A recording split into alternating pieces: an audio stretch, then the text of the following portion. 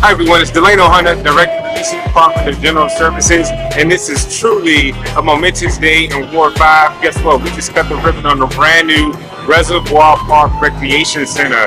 Now, there are over 360 active capital projects, some large, some small, all are special in their own right, but this is truly a one of one.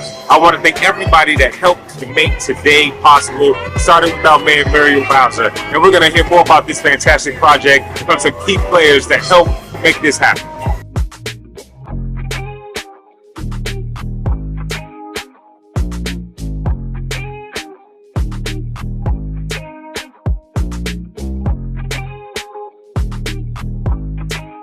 This site represents bringing underutilized land into a beautiful, amenity-rich, productive use. It will create jobs, affordable housing, new amenities, a new green space, and Nina, a new grocery store, because we're working on that every single day. But I also want to mention the Department of General Services, which is the real estate arm of DC government, because this is not an easy project, but DGS will deliver.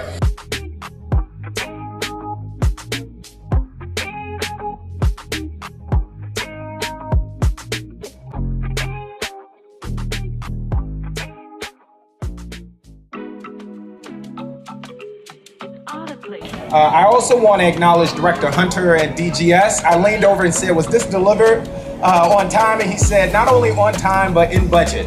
And so that is a big feat, and I want to thank you for your hard work. It takes a community for us to deliver these types of projects. It takes resilience, it takes tenure, and it's no mistake. We're not here by osmosis. It's because of the mayor, because of the council, because of all of the sung and unsung heroes that help make today possible. So give yourselves a hand. Also, this has been a catalyst for economic development, so it's also worth highlighting that this project has contributed close to $35 million to certified business enterprises here in the district.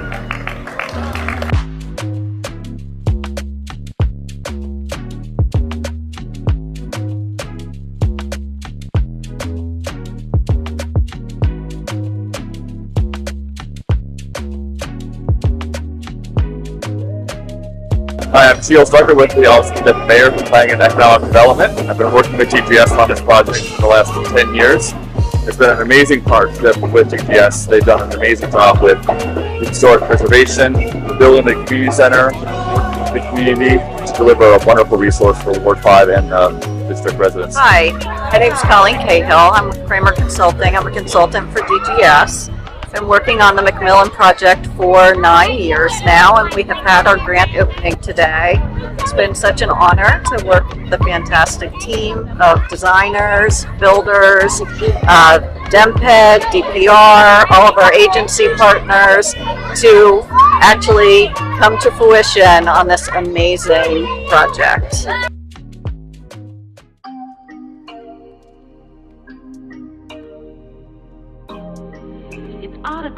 Autoclave bit.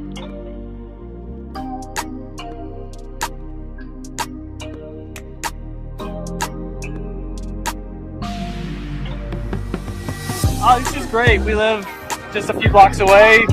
As she said, we've been driving by this place for 14 years. 14 years, and it's been nothing, and now it's an awesome new thing. Excited about the pool. Excited about just having something to walk to that's not, not like the rest of the city. So we love it. It's great.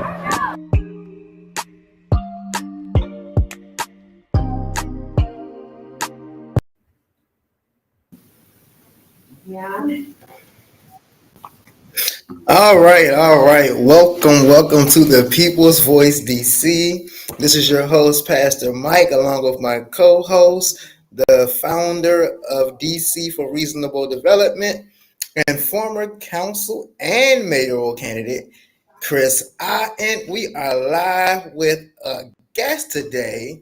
Happy to have a father of two, candidate for DC Council at Large, independent candidate, may I say, a sixth generational Washingtonian, a husband, a realtor, founder of Bike to the Beach, and an ANC advisory neighborhood commissioner. Welcome to our show, Kevin.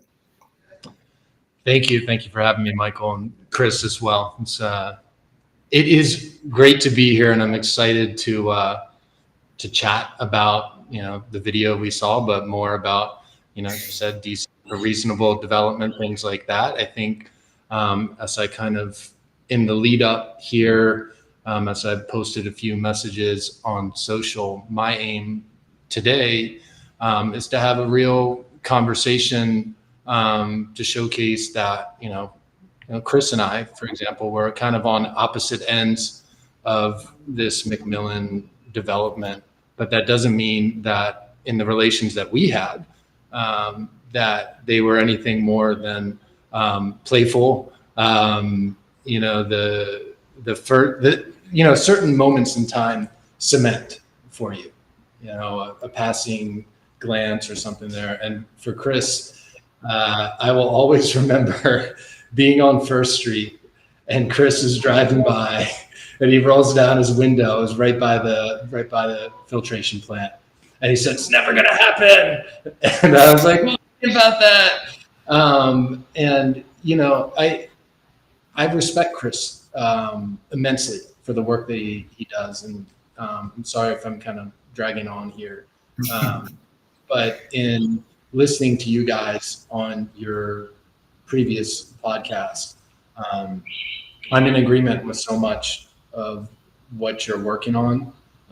And I'm here to develop that relationship because the knowledge that both of you bring to the table is something that, we all need. I'm trying to organize a meeting on this Better Bus Plan, and WMATA right now is not showing up. DC Water just gave me a call that they're not showing up. And that's a problem we have in this city, right? Like, just show up, have a conversation. We might disagree, but we might learn something too. So speaking of showing up, I mean, this McMillan project, this DC Reservoir project, it had to take it took over a decade. It was a long time in the making, and it took a lot of people to show up in order for it to take place. Right. 37 years. 37. Yeah. Thank you for having the exact number. Yeah, it was decommissioned in 86. It was granted to DC in 87. And because of our community and the pushback, it's not a strip mall. It's not a prison. It's not filled with just giant high rises. And there's public land and public space. I understand that it's not what everybody is looking for. And I understand what other people were looking for. I'm sorry that for people that didn't get exactly what they want, that they didn't, but hopefully, at least to some degree, they can enjoy the amenities that we did get. You know what struck me about that video? The smiling faces and the scanning of the horizon, because there's still no giant tall buildings there yet. That could have happened 25 years ago. That could have happened 20 years ago. That could have happened 10 years ago. That could have happened 5 years ago. If we were talking about, a green escarpment that people could enjoy and walk to and be part of, that all could have happened. The reason why it took 37 years and all these iterations is because powers that be in this city that want to land in such a way to make it that it has to be some kind of giveaway of public land. It has to be something tied to economic development. They don't see parks as economic development. They don't see reusing historic places as economic development. The only thing they see as economic development is housing and these big high rises. And so that's why it took as long as it did to just get what that little piece we saw today. And that piece is going to be shadowed by big buildings that we don't own anymore, that have poor doors, that have no truly affordable housing for families in it will have exacerbated the heat island effect for that whole area. Childhood asthma in that area, already some of the highest in DC. It's only going to skyrocket because of the traffic. They've never did environmental impact studies on it. That's what we've waited for. That's what we're going to get, and it's a complete giveaway. We're paying the developers to take the land from us. Not only that, I'm sort of shocked by, we're about to go into a climate catastrophe here. And, Kevin, to your points, we are seeing DDOT herky-jerk bike lanes and safe lanes issues up and down Connecticut Ave.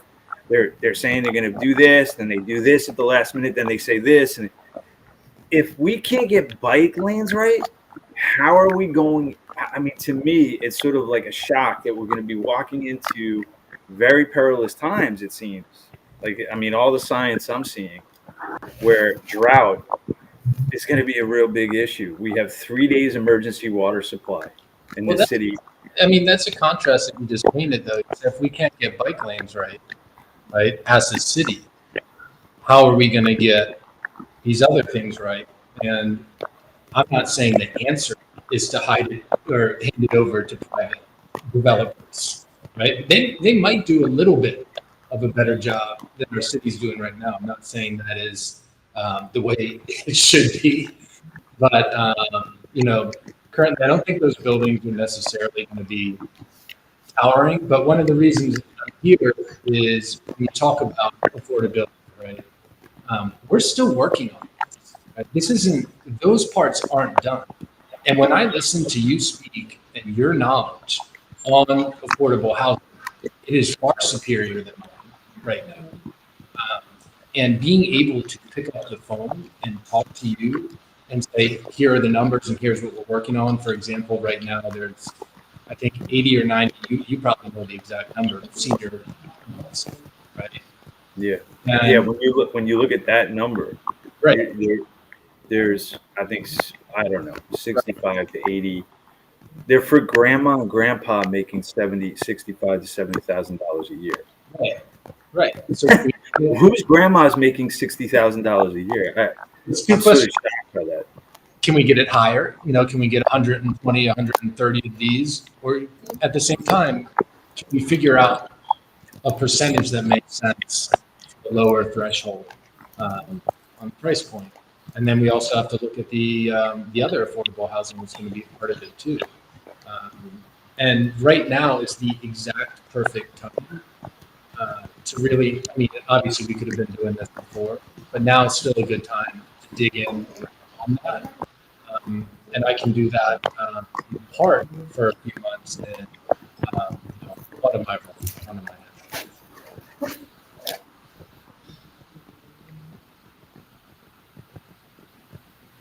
Is there somebody on the line, Michael? I'm just curious. I'm hearing some kind of noise. I'm checking. There isn't anyone else on the line right now. There are viewers, but no one on the line. I'm curious as to know, because you're running for at large. So I'm curious to know. It sounds like you consider this, Mr. Kevin, as a success. But I'm curious to know your thoughts and what you may have learned from this project, that what went wrong and what you learned, how you learned that it went wrong, and how would you change it? In Ward 7, we have a few things that we're looking at. Particular of interest to me is the Fletcher Johnson project and that redevelopment. And so I don't want us to keep making the same mistakes in our city, and it seems like we do, especially when it comes to redeveloping and including, as we should say now, deeply affordable housing. So I'm just curious to see what do you think could have been done better, and what would you include or push to include in future projects? I think Chris really spoke to it, right? And it's hard to, it's not just legislation, right? It's not just words, it's community being involved and brought into the conversation, and not just because. And I see that might be happening in some other things I'm working on right now. If you get a phone call and somebody doesn't want to show up to a community meeting that's specifically addressing a concern that you have, that you get some lead-in time, that you get a council member to come and attend, that you get representatives from the mayor's office to attend, EDOT to attend. If they don't want to show up, you've got employees, just send somebody, okay? Just send somebody. Yeah, we are getting a little bit of feedback. But basically, the thing that I think, you can't just put X's and O's on the thing that went wrong. The thing that went wrong was mostly that things were tried to be shoved down the throat of the community. Fortunately, the community was super strong. The community got to a place where a lot of community members were finally kind of okay with what was presented. But it took, I moved into the neighborhood. I grew up outside of Bloomingdale. I went to Gonzaga down the street, but I wasn't in Bloomingdale. I was all over the city before. But in 2019, I moved from over on 11th and T over to Bloomingdale, and that's when I really got involved. So this battle had been going on since '87. In 2019, I really got tremendously involved in it. And by that time, I think, as of 2016, I don't think there were many changes that were made. It was just still a few lawsuits were filed. There were 16 lawsuits that were filed. And Chris, you could correct me if I'm wrong on that, but I think it was 16 throughout the entire process. But that's a long, rambling, and somewhat incoherent answer to a very simplified thing, which is the community's voice needs to be heard, and the community's voice needs to be acted upon. And that doesn't mean that what the community wants needs to be done verbatim, but there needs to be a little bit more bend than there has been. And I think people are frustrated with that, and they're frustrated with that on many different levels. Yeah, there was a Washington City paper survey done in 2014 of the community's wishes that mimicked all of the talking sessions with OP, from 2004 to 2014. It was always, we want the vast majority of this site to stay green. We want our Central Park in an area that has some of the highest, what we talked about, so air pollution, heat island indexing, tens of thousands of cars, right, that go by there daily, maybe less so now, but because of COVID. But basically, I don't have studies, but we do have a lot of green space. Or we're surrounded on three sides by more green space than almost anywhere other than people are surrounded by Rock Creek. But I haven't seen this study, so you could very well. We've looked at the heat island maps, I don't know how many times, and we've had to find those. Right. And it's a terribly hot area, that corridor of North Capitol Street and Michigan, right? And because you have all the parking lots in the hospitals just north of there. Yeah, that's and then all the cars, and then of course, you can count the green space as the cemetery nearby, but in terms of a use, have something to do with that though, because you had 3 feet of topsoil, right, as you know, and then underneath that you had concrete catacombs throughout. So I don't know if that was also part of the issue, but. Because what you're saying, North Capitol, right? So North Capitol is going to be part of it.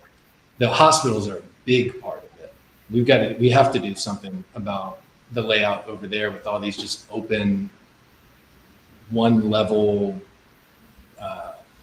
concrete and asphalt parking lots. It's absolutely ridiculous. I can't even walk over there. Yeah. It's. I mean, well, and that's the thing, and that's the. I mean, in terms of failures, for me and the people I worked with, and we worked hard. I mean, you can't. I don't think I don't remember 16 lawsuits, but I remember the few I was part of. Like, you cannot present things to a judge in a haphazard, willy-nilly sort of way. Like, we had to do the research, we had to find the facts. I mean, the fact of the matter always led us to, wait, where is the Office of Planning? Where's the planning? Oh, wait, where's DemPed on this? Oh, they just want to make deals. In fact, you want to talk about talking to us? They hired a press relations firm out of Baltimore called Fontaine.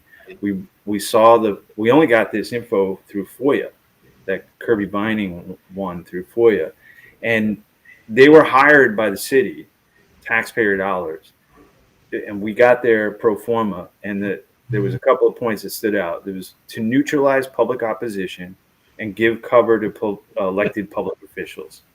So, I mean, that's from the start, right? You talked about the mistakes at the start. It's like, come to the community. They were actively doing everything. They knew the community did not want this because of all the sessions and surveys leading up to 2014 saying we want most of this site to be green.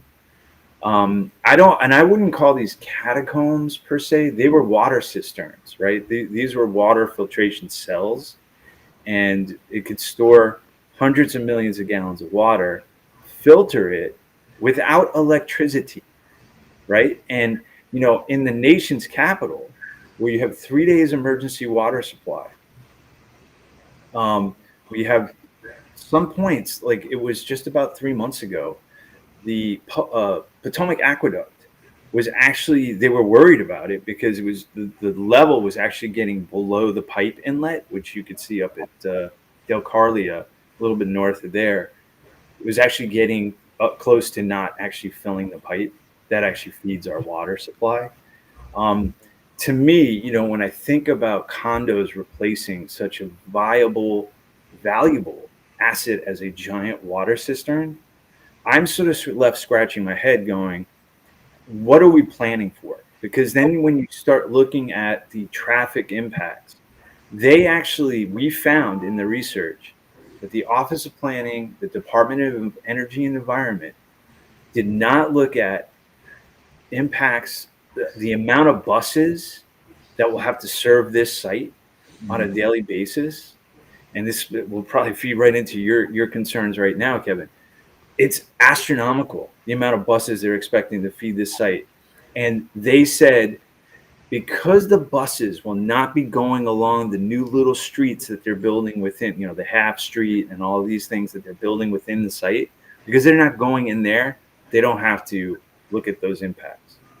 To me, it was just a shocker at all levels, from paying outside firms to neutralize us, to looking at the actual planning and the complete lack therein in terms of traffic and environment, to the abysmal affordability levels that, by the way, disappear in 15 years after being built. The covenant only lasts 15 years, and then it goes to market rate for grandma and grandpa.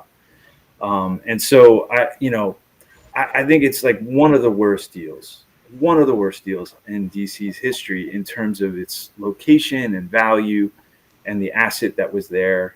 I like this park. I think it's beautiful. Have you noticed the grass is already dried out and dead? They were working on it up until the end, right? So literally water. I can look at it. I've looked at it every day for 5 years straight, pretty much. They had equipment. They had equipment on top of that park when they were working on the fountain. They needed to clear out rocks. They didn't. They wanted to get it open, I think, for summer, and because of that, the grass wasn't quite ready. So we're working on that. It was so lovely last night with my kids. It was great. But I think to a couple of those points, those are valid concerns that people have had. Neutralizing public opposition is certainly not the right language. I would go more with listening and attempting to address public comment and concerns. which you could also take somebody like yourself and Kirby and other groups who are avidly researching this issue. Sometimes the narrative was a little off with the whole park prior and that, but you've addressed it in a very realistic and factual way. But the cisterns as well, we're looking at, this was decommissioned in 1986 because it couldn't, to my understanding, keep up with the capacity needed for the water supply for the city. So they had to switch to chemical filtration to up that capacity. I could be wrong on that. But when I look across on the federal side, there's storage tanks right across that I'm sure you're aware of. Plus there's a lot of additional space, which I'm trying to open up, that if they did want to, on the federal land, add additional places for water storage, they do have substantial room for it.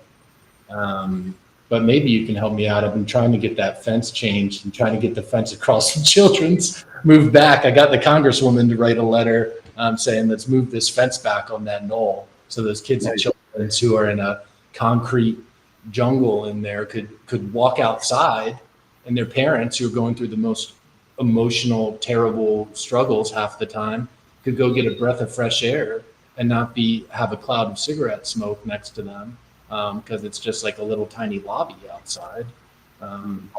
But I get the traffic impact, but at the same time, if we're looking at 146 townhomes is a lot, right?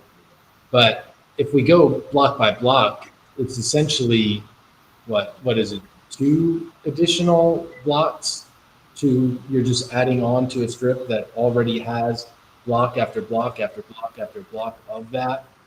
So how much additional stress are we really putting? Sure, the grocery store will be stressed, the restaurants, the retail, the office space, that will be additional stress. And what I'm looking at is just, if it's already stressed to the max, anything additional is not necessarily good. But if we're talking about a drastic impact, what percentage are we really looking at an increase? And to your point about not getting information back, we've been requesting an updated traffic study for quite some time now. Yeah, all of the intersections around that site are already at F, failing, according to their own expert study. That was the city's own study. So I'm seeing something up here. Michael, is there any chance we could play the video link that I sent to you? I just want to do that while we were talking about water and the cisterns. I thought DC Water put out a cool video about 10 years ago, how they repurposed one of the water cells to actually retain some stormwater management water. And I just think it's important because it showed, for me, it showed that these cells, one of the things that we kept hearing from the Office of Planning is if people go on that site and play soccer right now, it could collapse. It was sort of a joke. We played soccer on there. We have video of us playing soccer on the field. I don't know if I call that soccer. That was around 2,500 manholes. But it would say you were on top of the site running around. Did you already load it up? Did you load the video? So I sent you the link, but I could. I guess I could share it. Just to note too, while we're looking for this, you can go to the. I'm sorry, Kevin. You can go to the link because I didn't get it until we almost started the show. But you can go to the link and we can share the screen. Or you can put it. You can put it in the chat as well. Okay. Yeah, you can put it in the chat as well. All right, let me do that. I don't know how to share it at this point, but I'm gonna just grab the link and put it in the chat. But people might. I do want to mention to our DC resident, we do have a missing, critically missing person, Raya Brown. She's missing. She's been missing starting today from Southeast. So this missing flyer is post it on all of our social media. Please share it if you know something. As our Councilmember Trey Young White always says, do something. And of course, say something. So the phone numbers are on the flyer, but we do have one of our young ladies missing. And we are asking that all of the public chip in and help. If you know something, again, please call, please say something, and please do something. Thank you. I did just want to note one thing too before the video goes on. To Chris's point, that we're talking about the northeastern portion there that's bordered by North Capitol and Michigan. That cell was just it's just in the process now of the completion of DC Water's use for it, and it's being transferred over to DGS, and there will be community input on what's going on with that. People will probably not like that I'm giving you the heads up on that right now, but when you talk about, all's not lost yet. If we're talking about that that little piece of land, and Can I hit play? Just hit play.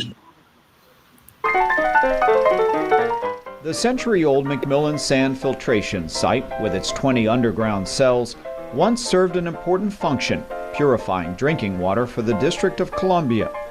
The water would come in, filter down through the sand, get collected, and then distributed to the residents to drink.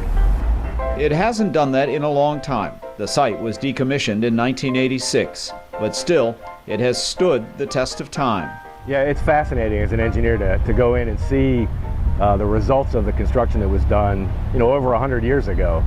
These things were built in the late 1800s, early 1900s, and to see that the condition that they're in now, those fellows back in the day knew what they were doing. Kevin Williams is the project manager for DC Water, which is now repurposing the McMillan site for another important job. One of the cells, cell number 14, will be used to store stormwater during severe rains to prevent it from reaching the flood-prone neighborhoods of Bloomingdale and LaDroit Park. And the cell will hold about 3 million gallons, so that's 3 million gallons that won't hit Bloomingdale all at one time when the storm hits. Crews have already removed the tons of sand that covered the floor of cell 14. They've also dug down 25 feet below North Capitol Street to reach an existing storm sewer. Standing here in the middle of North Capitol Street, which, as you can see by the vehicles around us, is a pretty high trafficked road. So we're trying to get in and out of here as quickly as possible. When you look down at the bottom of the hole, you can see the existing North Capitol storm sewer, the very large pipe that runs right down the middle of it. Now work is underway to connect the storm sewer with cell 14 through another pipe. I think you saw the smaller pipe in the structure out there. It runs all the way through here. That's the diversion sewer, we call it. And from there it'll come into this sump, and then it'll just flow up into the cell. A gate will redirect storm water into the cell until it's at capacity, filling every nook and cranny with water. Then, when the rains subside, the water will drain back out the same way it came in and will be conveyed through the sewer system to be treated at Blue Plains.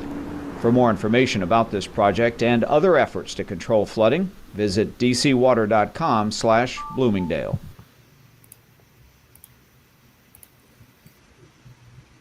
Oops.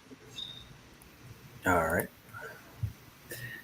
Yeah, I guess I wanted to play that one to show sort of the waterworks marvel that was there, and two, to kind of, part of as people who were trying to protect this site, one of the things that we marveled at is just the complete fabrications coming from government officials to sell their deal.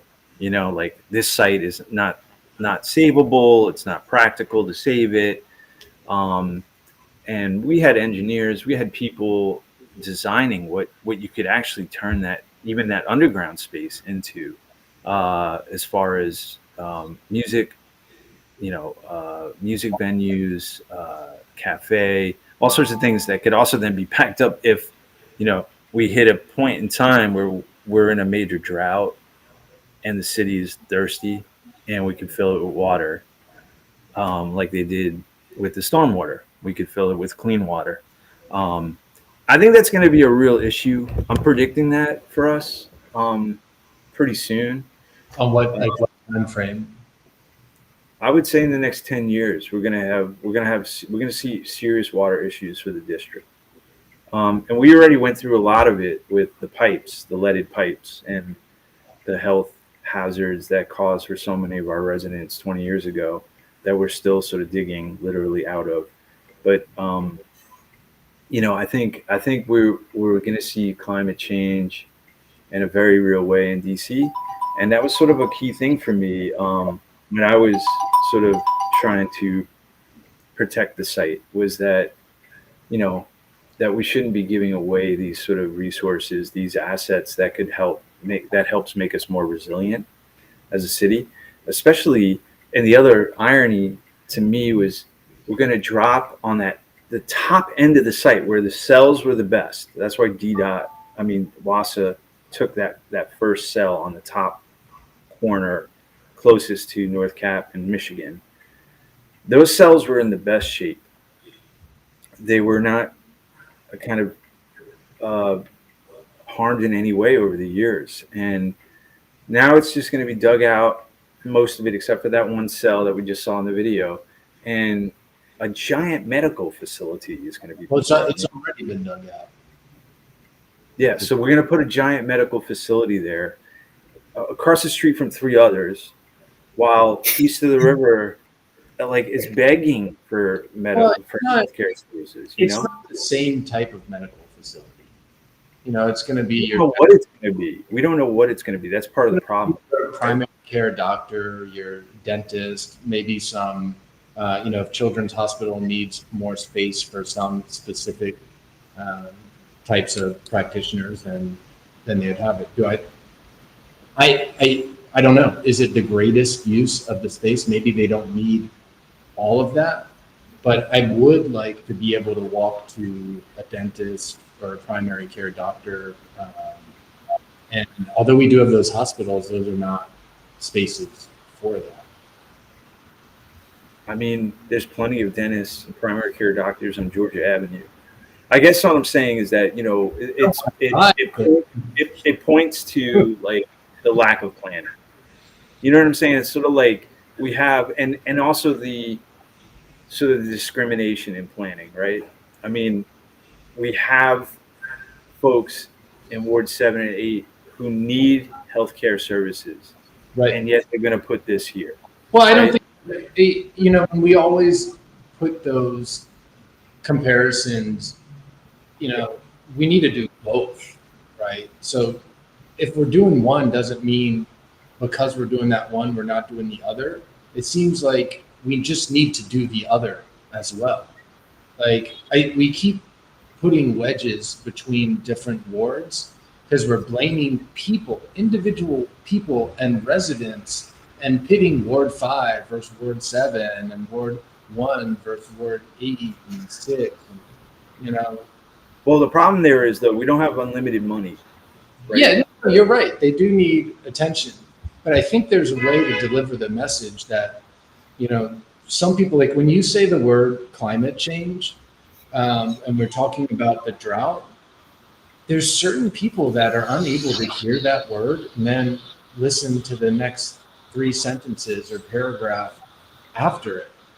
So, that's what I had to train myself to be able to do. So I need to interject right there, because you're running for a position on the council at an at-large seat, and I believe this would be replacing possibly Christina Henderson. Robert White and Christina Henderson are the only. Oh, Robert White, yeah. And Patricia, as oh yeah, she is running, yeah. And then there's one other. But my question is this: Ward 7, our Dem nominee just became the Democratic nominee, Wendell Felder. He got a lot of the issues we're having east of the river and in Ward 7, even in Ward 8. And one of the things that he talked about was his relationship with the mayor's office, his relationship with many of the other council members. And one of the things he suggested is that he would be able to reach across the aisle, talk to the other council members, and make sure that projects that needed to be done and that have been long overdue in Ward 7, that he would ask other council members to put your agendas on hold, to put whatever you want or whatever your desires on hold, and to put all of the finances, most of the finances, should I say, the necessary finances, together and take care of east of the river first. So Of course is that something that you would be willing to do?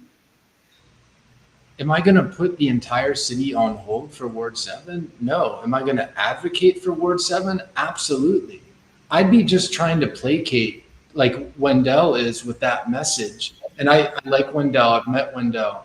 But saying that realistically, council members who are specifically representing one ward are going to put down representing that ward on behalf of one of the 8? No. Shift focus and put more attention? Yes, absolutely, 100%. And Ward 7 absolutely needs it. I didn't grow up walking on Minnesota Avenue, right? Brooke Pinto was doing these walks in October, and I went out and joined.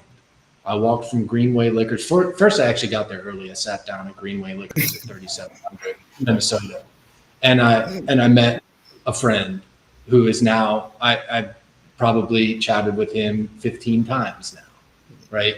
But when I sat down there, when I went on that walk, I realized that I needed to up my game and I needed to up my knowledge. You need to know every single ward, and you need to know it inside and out and well. So I started walking on Minnesota Avenue every week. And yes, we need to put a lot of attention to 7, and I need to get out in more of 7. But by taking my little microcosm of walking, I haven't been there now in about probably a month and a half, but there was a solid, 4 or 5 months where I was there every week, and I'm dying. I need to get back to walking there every week. But the first time I walked on Minnesota Avenue after that by myself, I was afraid. I was scared.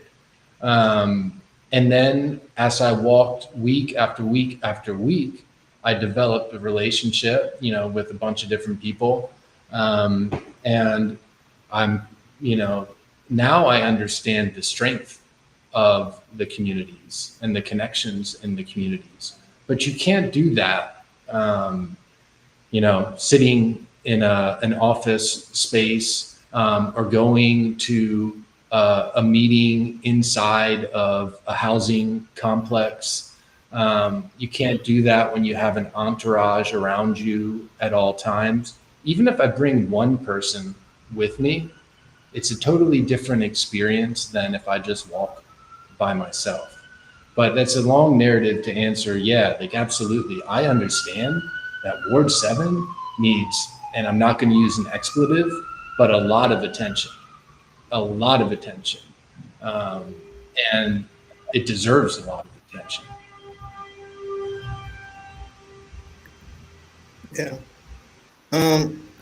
Starting to not today, I believe it was yesterday, our minimum wage went up to $17.50, and I believe it's the highest in the nation. Yet we have a crisis on hand when it comes to our unhoused population. And myself personally, I can barely afford to live in this city. So what do you plan to bring to the table?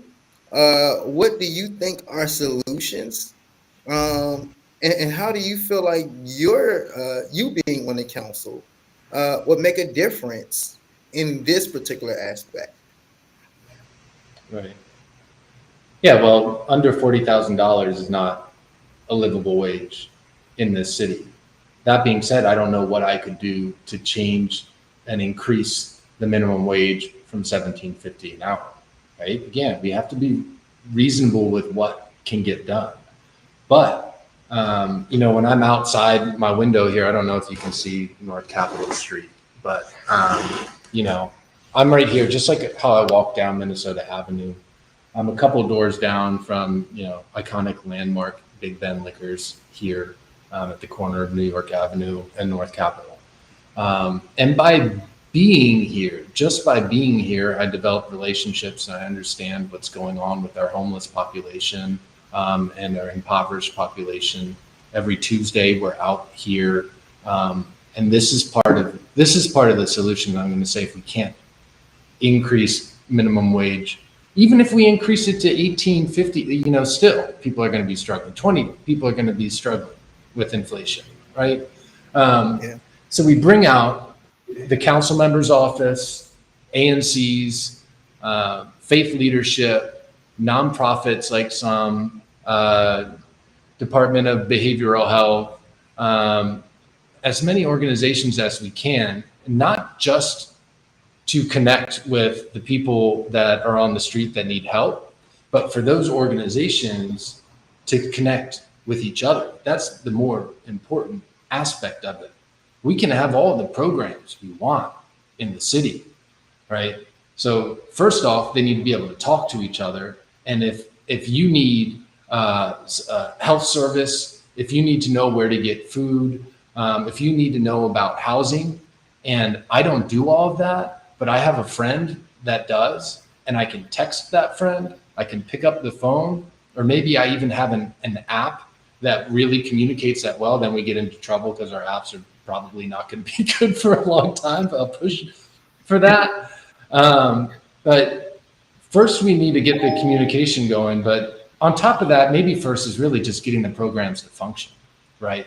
So 3 days ago or 2 days, whatever it was, when ERAP opened up, when I'm on hold for 4.5 hours testing out the program to see if I can get through and nobody picks up, that's a problem. When I called in October and the phone line was down, that's a problem. I applied after 10 minutes for my neighbor. Initially, I was trying to help my neighbor. I never got a response. I was never told that the program was opening back up in January. In January, when the program opened up, the phone line was down and the website was down. I didn't try this last, I think it was April. I don't know what I had going on and I didn't try, but when I tried this week, I had that 4.5 hour wait. I was publicizing it on social media, which is something different that I'm bringing to the table too. I'm really trying to increase my presence so people actually know who their council members are and people who aren't paying attention to politics, which is a big swath of our city. A lot of people are not paying attention. I grew up here. I didn't pay attention. I didn't know what an ANC commissioner was until I became one. I was focused on a lot of other things, and a lot of people are focused on other things too, even though we should be focusing on our front yards instead of Pennsylvania Avenue over there, like everybody wants to comment on ad nauseum when, you know, there's only so much that matters. But it's about getting these programs working, these platforms working. So ERAP, not working, right? We can give it. Just to interject to the ERAP. I mean, I thought it was pretty funny that the mayor said people are gaming the system and stealing the ERAP monies. How are they supposed to do that if they can't even get into the portal?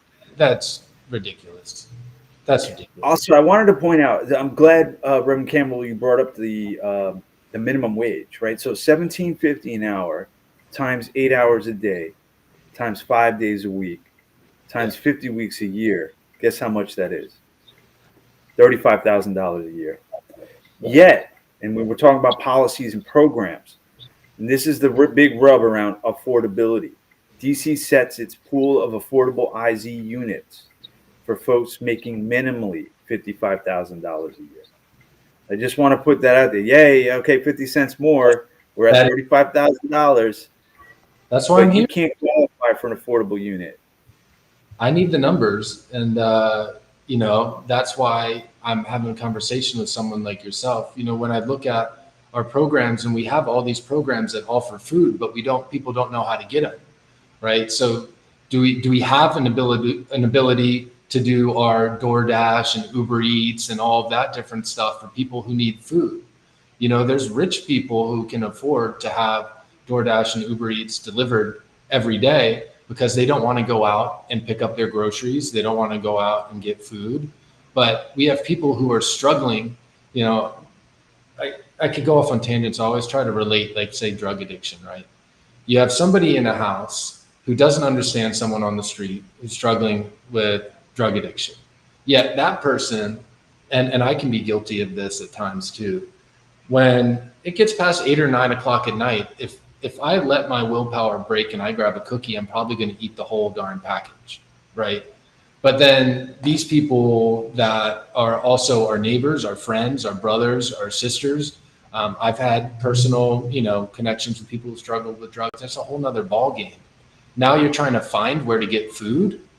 Now you're trying to be at one place on one day at one specific time without transportation. We have a lot of food programs in the city, but they're not necessarily well coordinated, well.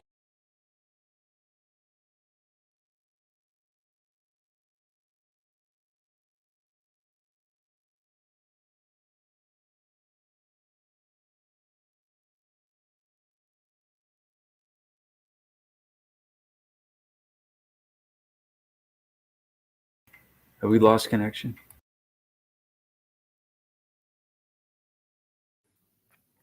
Did we lose you, Kevin?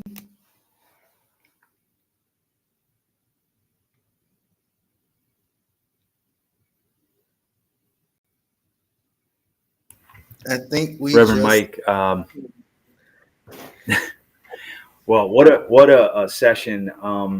You know, I'm really happy you hosted this one on McMillan, and I just want to give my shout outs and rest in peace to Bertha Holiday, who challenged the Poor Door issue in the affordable part of the complex that will have a door right next to the luxury part of the complex in McMillan. And I also want to shout out to Senator James McMillan and a shout out to Frederick Law Olmsted and to Bertha Holiday. I saw Kevin's back.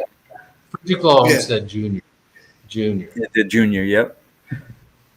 But I guess to Papa too, because I mean he produced Junior, so yeah, I mean started the whole thing. But they didn't like acknowledgments, was their thing. They, you know, so they he did remind me of something that I did want to remind people. If you have a child that is a DC student, should I say, at least 5 years old, and it goes at least to pre-K, there is a program where every child in DC is getting $120 loaded on a car as a food benefit for the summer. So if you have children, if you're a guardian of a child, if you know parents of children who may not be informed, please inform them. Every single child at least 5 years old and that are at least in pre-K in the city of Washington, D.C. does qualify. I believe it is income-based, but for the most part does qualify for the $120 EBT benefit for food for that student. So we don't want anyone in our city hungry. So we did want to put that out there. Yeah, there's also there's so many different programs. They're not well communicated. The farmers market, I have to wrap my head around exactly how it works and which markets it applies to. But for some of them, I know your benefits are doubled at those markets. Yep. Your SNAP benefits. Some of the markets cover SNAP benefits. Yep.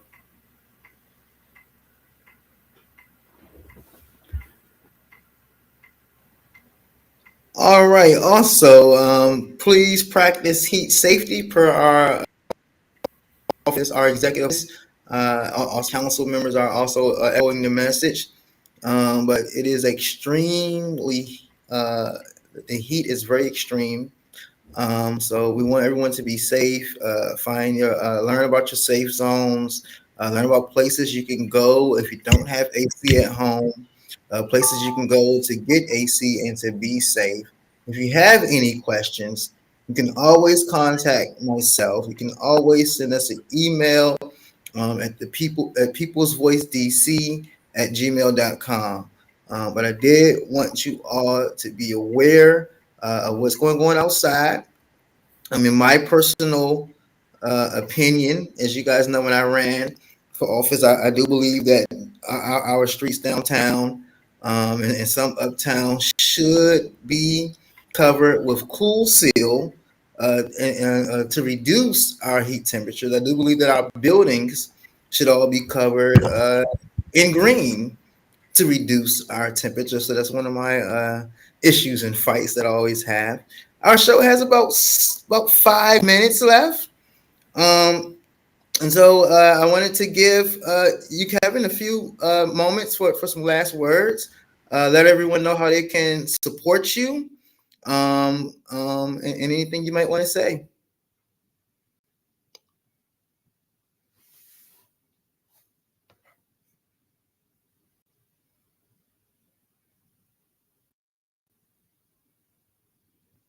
Sorry, my mic wasn't on. So I don't know if you could read my lips, but first off, I wanted to thank you guys. Hour is absolutely not enough for all of the information that you both have and all of the effort and work that you're doing. And I think we are, despite what a lot of people, for whatever reason, would believe, I think we're aligned on a lot of issues, and we're working on making DC a better place, very simply. Here's that's my little logo. I guess it's backwards on there, but it's Wrap the Vote. I'm running for DC Council at Large. You can see me at rapthevote.com or rapdc.com, RAPP, like Peter.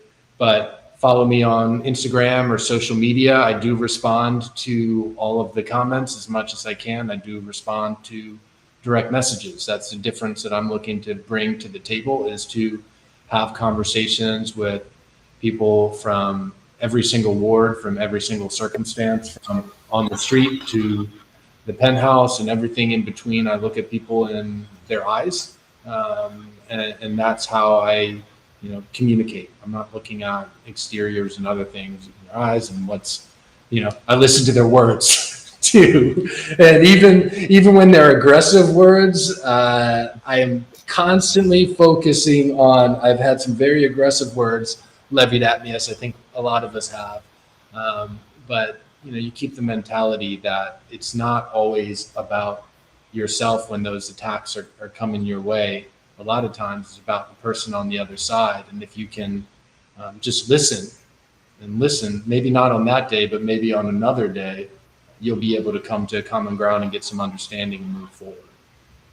So that's what we're trying to do. And I am so glad we had this conversation, because listening to your guys' last podcast, there were so many good nuggets in there, and just being able to continue the relationship and move forward. We're not going to agree on everything.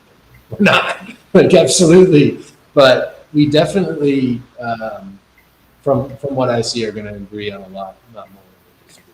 And we're going to move DC forward. Thank you. Thank you, Kevin.